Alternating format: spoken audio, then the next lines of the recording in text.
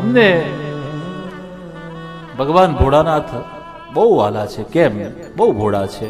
કારણ કે અમારો ઉછેર ચાણોદમાં નર્મદાજીના કિનારે થયો, અને નર્મદાજીના કિનારે જેટલા કંકર એટલા શંકર.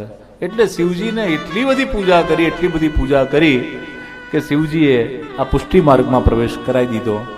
નરસિંહ મહેતાને પણ ભક્તિ એમણે શિવજીની કરી, અને મહાદેવે માર્ગ બતાવ્યો કે તું કૃષ્ણને ભજ.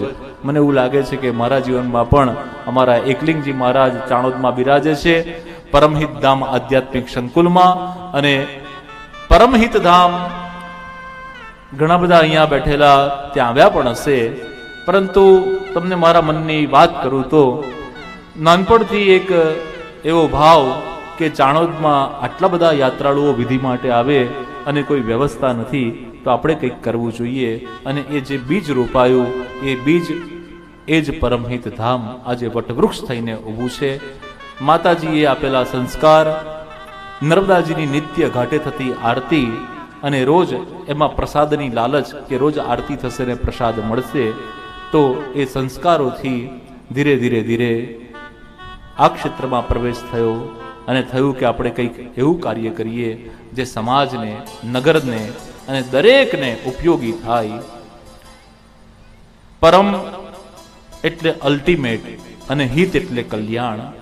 દરેક વ્યક્તિનું અલ્ટિમેટ કલ્યાણ એ ભાવ સાથે પરમિત ધામ આધ્યાત્મિક સંકુલ ક્ષેત્ર ચાણોદ મલ્હારા ઘાટથી 1 કિલોમીટર ઉપર 60,000 સ્ક્વેર ફૂટની અંદર પંચતત્વના પ્રકલ્પ સાથે યજ્ઞશાળા એટલે અગ્નિ તત્વ, ગૌશાળા એટલે પૃથ્વી તત્વ, ધ્યાન કુટીર એટલે વાયુ તત્વ, વોટર બોડી ફાઉન્ટેન અમરકંટકમાંથી નર્મદાજી પ્રવાહિત થઈ રહ્યા છે એ જલ તત્વ, અને એકલિંગજી મહારાજનું મંદિર, આ શિવ મંદિર એ આકાશ તત્વ. આમ પંચ તત્વથી ત્યાં 5 પ્રકલ્પ કરેલા છે. ગૌશાળામાં 20 જેટલી ગાયો છે. કામધેનુ, સુરભી, નંદિની, રેવા, આમ ગાયોના નામ રાખેલા છે. અને દરેક ગાયને અમે નામથી બોલાવીએ અને એને ખબર પડે કે ના, મારું નામ રેવા છે, મારું નામ નંદિની છે, મારું નામ કામધેનુ છે. આમ 7 ગીરની ગાયો, બીજી દેશી ગાયોની વાછરડાઓની ત્યાં ખૂબ સુંદર સેવા કરી રહ્યા છે. ખૂબ સુંદર મજાનું ઉદ્યાન છે. લીમડા છે, વડ છે, પીપળો છે, આંબો છે, ચીકુ છે, દાડમ છે. અને આપણા સોસાયટીના વૃક્ષબેન અને મારા વ્રજેશભાઈ અને નીરદભાઈ ને ભાવિનભાઈ, આ બધાએ ત્યાં આવીને વૃક્ષારોપણ કર્યું છે. પણ અમારા ભાવિનભાઈ આવતા નથી. જે વૃક્ષ વાવી ગયા હતા એમાં હવે છાંયડો મળે એવો 50-50, 60-60 ફૂટના વૃક્ષો થઈ ગયા છે. તો વૃક્ષોથી એવી હરિયાળી ત્યાં થઈ ગઈ છે. અને સુંદર એર કન્ડિશનર 1500 સ્ક્વેર ફૂટનું 125 માણસ બેસે એવો સત્સંગ હોલ, અતિથિઓ માટે રહેવા માટે સુંદર, સ્વચ્છ, મોટા, વિશાળ એવા એર કન્ડિશનર રૂમની પણ વ્યવસ્થા કરી છે. સિનિયર સિટીઝન માટે અમે ત્યાં 4 રૂમ નીચે જમીન ઉપર પણ બનાવી છે. અને હમણાં જેમને પદ્મશ્રી એવોર્ડ મળ્યો એવા અમારા મિત્ર ડોક્ટર જગદીશભાઈ ત્રિવેદી, હાસ્ય કલાકાર, એમણે પરમહિત ધામની એક વખત મુલાકાત કરી અને ત્યાંના સ્પંદનો એમને સ્પર્શ કર્યા. લાઇબ્રેરી માટે એમણે પણ અનુમોદન આપ્યું છે, એમણે સ્પોન્સરશીપ આપી છે. અને એમના સહકારથી અમે ત્યાં દિવ્ય એક લાઇબ્રેરીનું પણ આયોજન કર્યું છે, અને ટૂંક સમયમાં એનું લોકાર્પણ કરવાના છે. એ લાઇબ્રેરીમાં અમે 4 વેદ, 18 પુરાણ, રામાયણ, મહાભારત, ઉપનિષદ અને બીજા સાહિત્યના બધા જ ગ્રંથો તમને મળી રહે. ઈ લાઇબ્રેરી ત્યાં મળે. કેટલીક બુક્સ હવે કોમ્પ્યુટરમાં જ ઉપલબ્ધ છે, તો એના માટે ઈ લાઇબ્રેરીનું પણ અમે આયોજન કર્યું છે.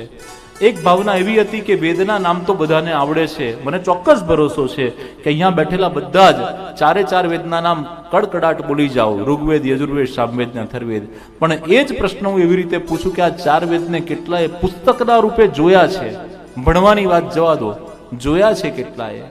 તો આપણે પુસ્તકોને જોયા પણ નથી. એમાં કેવા અક્ષર છે એ ખબર નથી, એમાં શું આવે એ ખબર. ખાલી ઋગ્વેદ, યજુર્વેદ, સામવેદ ને અથર્વેદ 4 વેદ. પરંતુ આ વેદને તમે જોઈ શકો એના દર્શન કરી શકો, એને માથે પોથી નીચીને એમ રાખી શકો, એની સાથે ફોટો પડાવી અને તમે ગૌરવથી કહી શકો કે ભલે હું 4 વેદને ભણ્યો નથી, પણ મેં મારા 4 વેદના દર્શન કર્યા છે, મેં મારા 4 વેદને માથે મૂક્યા છે, તો પણ બહુ મોટી વાત છે. એટલે અમે ત્યાં 4 વેદ, 18 પુરાણ, રામાયણ, મહાભારત, ઉપનિષદ, પુષ્ટિમાર્ગના 16 ગ્રંથ અને આવું સાહિત્યનો વારસો આપણા બાળકો જોઈ શકે, એના દર્શન કરી શકે. અને ગુજરાતી, હિન્દી, ઇંગ્લિશ ત્રણેય લેંગ્વેજની અંદર આ વેદની, બધા પુરાણની તમને સંક્ષિપ્તમાં માહિતી મળી રહે એવું લિટરેચર ઉપર અત્યારે કામ કરી રહ્યા છે.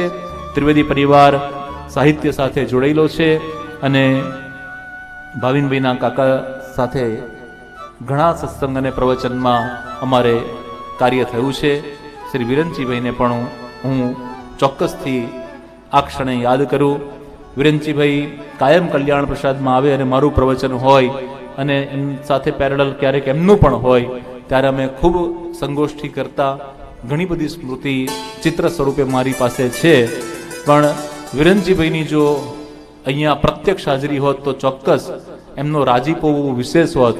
અને વિરંચીભાઈએ મને ચોક્કસ એવું કીધું હોત કે નયનભાઈ, ઘણા બધા પુસ્તકો હું તમને આપીશ ને તમારી લાઇબ્રેરીમાં પધરાવજો, પણ વિરંચીભાઈની અનુપસ્થિતિમાં ચોક્કસથી મને ભરોસો છે કે ત્રિવેદી પરિવાર પણ એ સંકલ્પને એમના હાથથી પૂર્ણ કરશે.